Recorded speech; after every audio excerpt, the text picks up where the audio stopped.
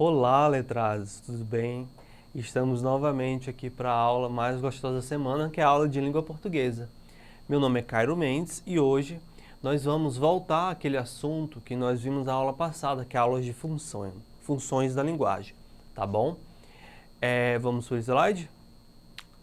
Para recomeçar, na aula anterior, começamos o nosso estudo de funções.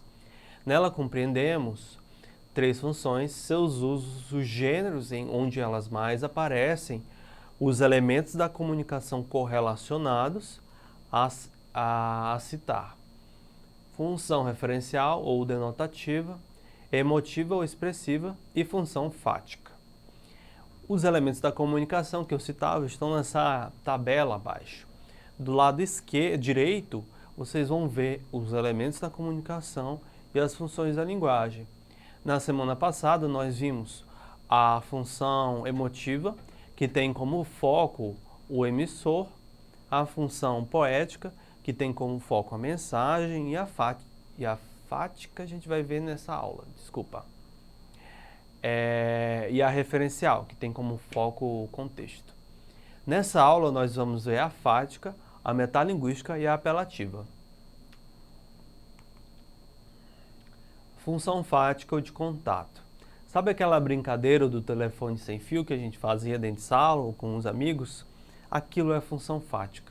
Quando a gente utiliza, não aquilo, mas quando a gente não escuta o outro e pede para ele repetir, por exemplo, num telefone, ou não compreende a mensagem, a gente está utilizando da função fática, que é testar o canal. A gente está testando ali a comunicação para ver se está tudo funcional, entenderam? Ela é centrada no canal, ou seja, no veículo onde ocorre a comunicação. E aí, por isso ela tem uma intencionalidade na manutenção do ato comunicativo. A intenção é continuar se comunicando, entenderam? E aí o interlocutor ou o locutor busca estratégias para manter a interação com o receptor. Quem nunca entrou no elevador e jogou conversa fora sobre como está o clima? Mesmo nos mais despretensiosos momentos da fala, as funções da linguagem estão presentes.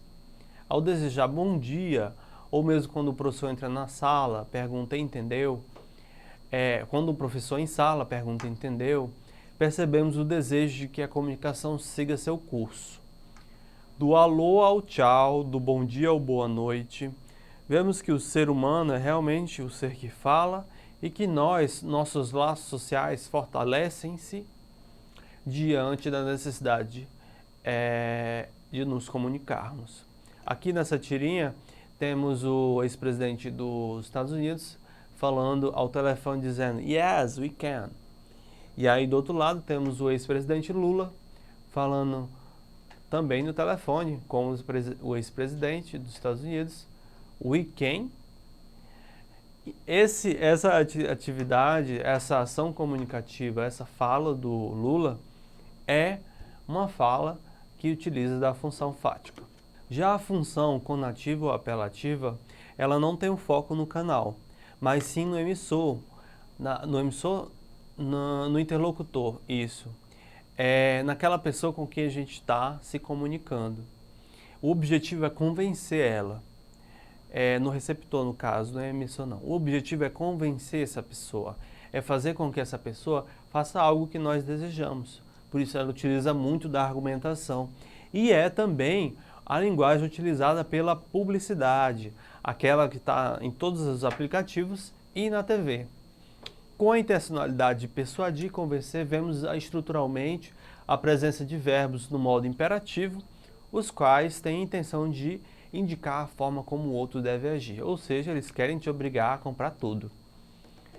Podemos verificar a ocorrência desse tipo de função em textos de caráter publicitário, discursos religiosos, políticos e cartas argumentativas. Aí temos aqui essa propaganda, garoto, Serenata do Amor era muito bom antigamente, hoje em dia não tanto. Falando assim, tá com raiva do namorado? Morde aqui. Serenata do Amor, não tem mau humor que resista. Até eu fiquei com vontade de comprar aí. Mas para vocês verem como a publicidade ela é eficaz utilizando desse tipo de função. Assim, quando o emissor, locutor, tenta influenciar o receptor, certamente estamos diante da função conativa ou apelativa. Essa a gente utiliza bastante também, é a metalinguística. A metalinguística é a função da explicação. Geralmente, só que ela tem um diferencial da função que utiliza o contexto, da função referencial. Vocês vão ver depois. Geralmente, ouvimos dizer que a função metalinguística é aquela em que o código explica o próprio código, ou seja, a linguagem explica a própria linguagem. E então teríamos o dicionário como principal representante dessa função. Dicionário, a própria gramática, etc., em alguns momentos. Aqui nessa imagem temos metalinguagem. Metalinguagem, explicação de código pelo código, linguagem sobre a linguagem. Então, a diferença da função referencial para a função metalinguística, às vezes a gente pode se confundir, é que quando determinada área de conhecimento está explicando ela mesma, por ela mesma, você está ali diante de função metalinguística. Mas, se houver uma explicação sobre outra coisa diferente daquela, digamos assim, área de conhecimento, então é função referencial, entenderam? Então, por exemplo, você está lendo um livro de medicina, o livro de medicina está falando sobre cirurgia. Nesse caso, é função referencial. Mas, se o livro de medicina está falando sobre a medicina em si, sobre o ato de ser médico, sobre como é ser médico, etc., e utilizando a medicina para isso, aí é metalinguística. Tem essa diferença sutil que às vezes pode confundir, tá bom? Mas o que a gente mais vê é a utilização dela em dicionários, mas também na arte, como vocês vão ver agora a seguir. A função metalinguística, podemos dizer que toda forma de explicação com expressões como ou seja, sendo assim, por exemplo, introduzem a manifestação dessa função da linguagem. Música que fala ou explica como se faz em música, poemas que tratam do fazer poético, além de filmes que revelam como se fazer cinema, marcam a metalinguagem. Aqui a gente tem só testando aqui. Aqui a gente tem uma pintura onde o pintor está pintando, entendem?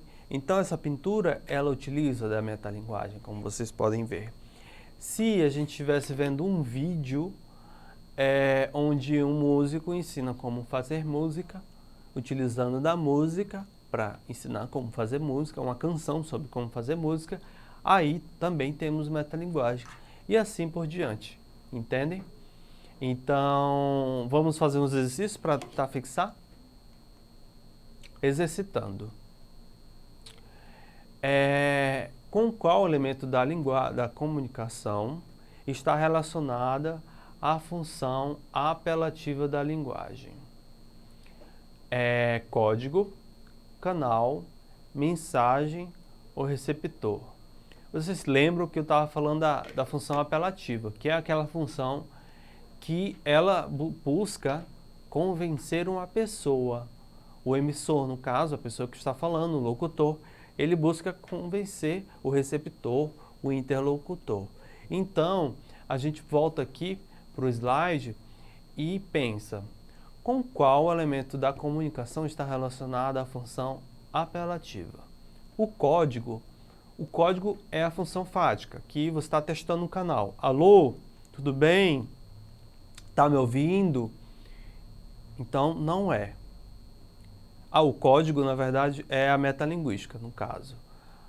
O canal, que é a fática, que é alô, tudo bem, está me ouvindo, etc. A mensagem é a função poética, aquelas que a gente viu na última aula, quando o autor, a pessoa que está produzindo ali aquele texto, aquele gênero textual, ele busca gerar efeitos de sentido através da própria mensagem. A criação da mensagem é o objetivo da mensagem, entendem? Então, sobra somente a resposta D. Ela está relacionada ao receptor, que é aquela pessoa que eles buscam, que a função apelativa busca convencer, entenderam? Então é muito simples. Agora vocês podem acessar a plataforma Eduque ou então fazerem exercícios em casa para poder fixar muito melhor esse conteúdo trabalhado hoje, tá bom? Eu espero que vocês tenham gostado dessa aula e da anterior e a gente se vê numa próxima oportunidade, tá bom? Tchau, tchau e boas festas!